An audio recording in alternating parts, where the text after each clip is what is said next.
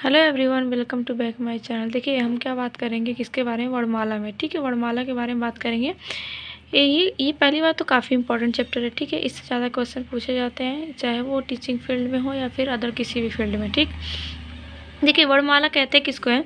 तो वर्णों के व्यवस्थित समूह को हम क्या कहते हैं? वर्णमाला कहते हैं। क्या होता है? वर्णों के जो व्यवस्थित समूह होता है उसी को वर्णमाला कहते हैं। ठीक, और वर्णमाला में क्या है? वर्णमाला में कितनी संख्याएं होती है? मतलब वर्णों की संख्या जो होती है वो टोटल 52 होती है।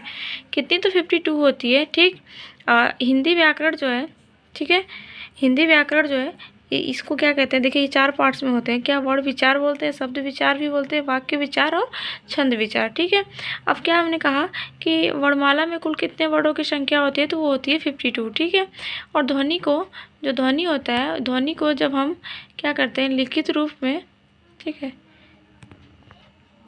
तो क्या होता है कि देते हैं तो क्या होता है? वर्ण बन जाता है। ठीक है, और भाषा की जो सबसे, एक बात याद रखिएगा कि जो भाषा होती है उसकी सबसे लघुत्तम इकाई, मतलब एक लघुत्तम इकाई किसको माना जाता है? तो ध्वनि को माना जाता है। ठीक है, और क्या है? ध्वनि को जो लिखित रूप देते हैं, ठीक है, ध्वनि को जो हम लिखित रूप देते हैं उसको क्या कहते हैं? वो किससे लिया जाता है?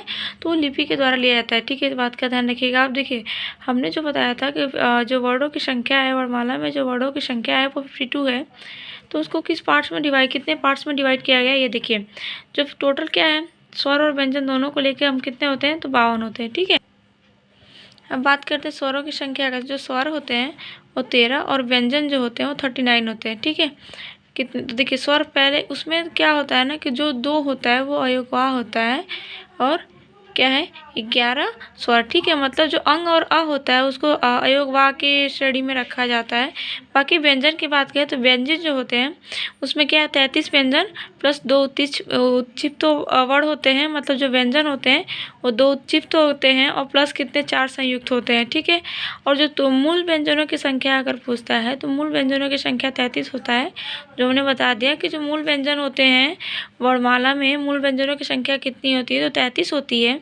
ठीक, और जो 2 होते हैं वो उच्छिष्ट होते हैं और 4 संयुक्त। ठीक है, तो टोटल व्यंजनों की संख्या कितनी है? तो 39 होती है। ठीक, अब क्या है? मूल व्यंजन कहते किसको हैं ये देख लीजिए।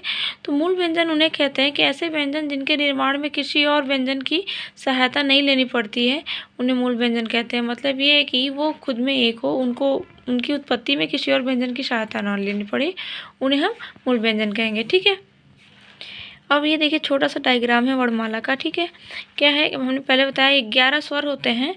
हमारी स्वरों की संख्या जो होती है वर्णमाला में, स्वरों की संख्या 11 होते हैं, और जो क्या होते हैं? 2 अयोगवाह होते हैं। तो कभी कभी ये होगा कि 13 भी माना जाता है, लेकिन आप स्वरों की संख्या 11 दीजिए, उसकी मान्यता पहली होती है। स्वरों की संख्या कितनी होती है? तो 11 होती है, और 2 अयोगवाह होते हैं, अंग और ठीक है, अब क्या है? 39 जो है, 39 हमने व्यंजन बताया था। ठीक, तो 39 में क्या है? मूल व्यंजन कितने होते हैं? 33 होते हैं। ठीक, अब मूल व्यंजन में जो 33 मूल व्यंजन होते हैं उसमें स्पर्श व्यंजन जो होते हैं वो 25 होते हैं। क से लेकर म तक जो होता है वो स्पर्श व्यंजन होता है। उसके बाद अंतस्थ व्यंजन 4 होते हैं, और उसमें व्यंजन या उसमें व्यंजन को एक संघर्षी व्यंजन भी बोलते हैं, जिनकी संख्या हम 4 मानते हैं। ठीक है, ठीक, संयुक्त वर्ण जो हमने बता दिया वो 4 होता है, और उच्छिष्ट जो हमने बताया वो 2 होता है। ठीक है, और क्या है? देखिए अंतस्थ व्यंजन होते कौन कौन से हैं? तो वो होते हैं य व र ल जो होता है अंतस्थ व्यंजन होता है, और संयुक्त जो होता है, संयुक्त व्यंजन जो होते हैं छ, उत्र और ज्ञ होते हैं। ठीक है, ये तो हो गया। और उसमें वर्ण जो मतलब उसमें व्यंजन कौन कौन से हैं? तो वो देख लीजिए, स और श और हा। ठीक है, ये होते हैं उसमें व्यंजन। ठीक, अब ये तो कंप्लीट हुआ। अब क्या है? अब देखिए वर्ण के भेद के बारे में बात कर लेते हैं कि वर्ण के भेद कितने होते हैं। तो जो वर्ण के भेद होते हैं ना, 2 होते हैं। ठीक है, वर्ण के भेद कितने होते हैं? तो 2 होते हैं, स्वर और व्यंजन। ठीक है, स्वर किसको कहते हैं? तो जिन स्वरों के उच्चारण में क्या होता है, जिन स्वरों के जिन वर्णों के उच्चारण में किसी दूसरे वर्ण की सहायता नहीं लेनी पड़ती है, मतलब कि ये स्वतंत्र रूप होते हैं, स्वतंत्र रूप से होते हैं।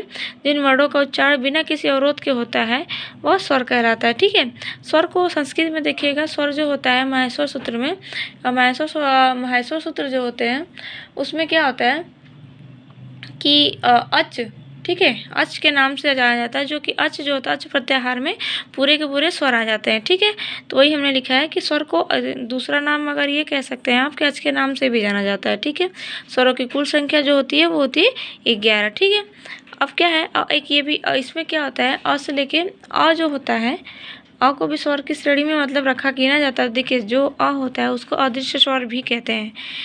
क्या, क्योंकि देखिए अ का जो मात्रा होता है ना वो दिखता नहीं है। किसी भी व्यंजन के पीछे अगर लगा हुआ है तो वो क्या होता है, उसकी मात्रा अ की दिखती नहीं, इसलिए इसको अदृश्य स्वर कहते हैं। ठीक है, अब मात्रिक स्वर कितने होते हैं, तो 10 होते हैं, और अमात्रिक स्वरों की संख्या कितनी होती है, तो वो अ होती है। जो हमने बता दिया, इसको जो अ होता है उसको अमात्रिक स्वर भी कहते हैं, प्लस अदृश्य स्वर भी कहते हैं। ठीक, अब क्या है, स्वरों का जो स्वरों का वर्गीकरण है वो देख लीजिए। जो स्वरों का वर्गीकरण होता है ना वो कई प्रकार से होता है। ठीक है, पहले हम बात करते हैं 7 प्रकार से इसका जो है क्या बोलते हैं, स्वरों का वर्गीकरण हम देख लेते हैं।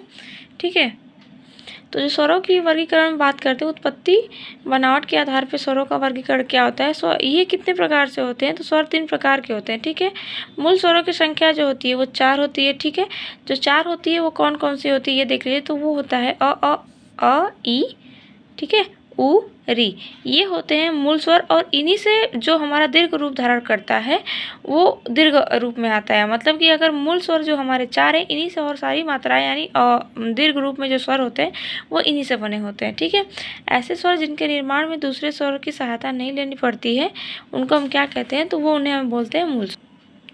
तो अब कौन सा है, तो दीर्घ स्वर है। दीर्घ स्वर में क्या होता है, दो समान मूल स्वरों के योग से निर्मित स्वर जो होते हैं, दो समान मूल स्वरों के योग से निर्मित स्वर दीर्घ स्वर कहलाते हैं। दीर्घ स्वर कौन कौन से होते हैं, तो वो देख लीजिए। मतलब दीर्घ स्वर कितने होते हैं, वो 3 होते हैं, आ ई उ। ये कौन कौन से हैं, ये जो तीनों हैं दीर्घ स्वर माना जाता है इनको।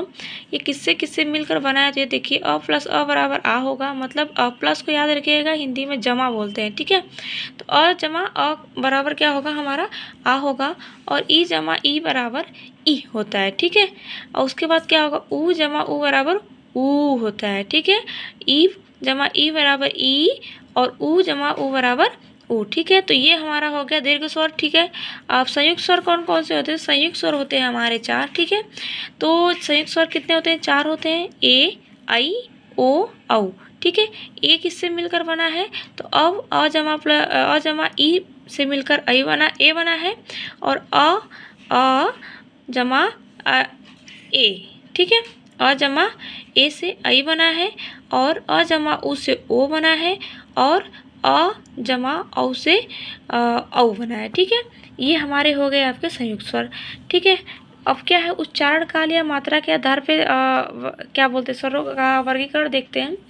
तो इसमें क्या होता है, ये भी 3 प्रकार से होते हैं। ठीक है, पहले देखिए ह्रस्व होता है, ह्रस्व, दीर्घ और प्लुत। शॉर्ट फॉर्म में देखिए, ह्रस्व में क्या होता है, जिन स्वरों का उच्चारण करते समय हमें एक मात्रा का समय लगता है वो ह्रस्व होता है। दीर्घ क्या होता है, जो वे होते हैं दीर्घ स्वर जिनके उच्चारण करने में क्या होता है, हमें दोगुना समय लगता है ह्रस्व के अकॉर्डिंग। ठीक है, अब प्लुत स्वर में क्या होता है कि ह्रस्व और दीर्घ इन दोनों से ज़्यादा समय लगता है प्लुत स्वर का उच्चारण करने में। ठीक है, अब क्या है, ह्रस्व स्वर में कौन कौन से आते हैं, तो अ ई उ री ह्रस्व स्वर में आते हैं, जिनकी संख्या 4 होती है। ठीक है, इनको मूल स्वर भी बोलते हैं। और दीर्घ स्वर में कितने होते हैं, तो दीर्घ स्वर की संख्या कितनी होती है, 7 होती है, आ ई उ ए ऐ ओ औ। ये दीर्घ स्वर हो गए। और प्लुत स्वर जो है हमने देखिए क्या है कि जिन स्वरों के उच्चारण में सबसे अधिक समय यानी क्या होता है, ह्रस्व और दीर्घ इन दोनों की अपेक्षा ज़्यादा समय लगता है, उसको जैसे हम बोलते हैं ना राम ओम, तो ये क्या होगा, ये प्लुत स्वर के अंतर्गत आएगा। ठीक है, अब जीवा के प्रयोग के आधार पर देख लीजिए। जीवा के प्रयोग के आधार पर इनका भी स्वरों का वर्गीकरण 3 प्रकार से होता है, अग्र और पश्च और मध्य। मीन्स कि अग्र, मध्य और पश्च ऐसे होता है।